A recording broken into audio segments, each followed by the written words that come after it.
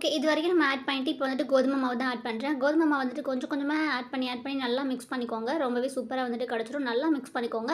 Next வந்து இதில oil தான் சேர்க்க போறோம். நீங்க கோகோனட் ஆயில் மட்டும் தான் சேர்க்கணும்னு இல்ல. சமையல் எண்ணெய் எது வேணாலும் சேர்த்துக்கலாம். ரொம்பவே சூப்பரா கிடைக்கும். இப்போ பாருங்க நான் கொஞ்சம் கொஞ்சமா சேர்த்ததுக்கப்புறம் எனக்கு இந்த அளவுக்கு வந்துட்டு வந்தது. நான் சமையல் எண்ணெய் சேர்த்துட்டு நல்லாவே மிக்ஸ் பண்ணிட்டேன் கையில எடுத்து. ரொம்பவே சூப்பரா ஜாலியா இருந்தது. இதோட ஃபுல் வீடியோ லிங்க் வந்து கீழ குடுக்குறேன். கண்டிப்பா செக் பண்ணி பாருங்க. நம்ம எப்படி இத ஸ்டோர் பண்ணி வைக்கிறது, க்ளே வந்துட்டு எப்படி ஒர்க் ஆச்சுன்னு ஆர்ட் பண்ணி காமிச்சு ஸ்லைம்லாம் விளையாண்டு ரொம்பவே ஜாலியா என்டர்டெயின்மெண்ட்டா வந்துட்டு வீடியோ போட்டுருக்கோம். சூப்பரா இருக்கும். கண்டிப்பா செக் பண்ணி பாருங்க.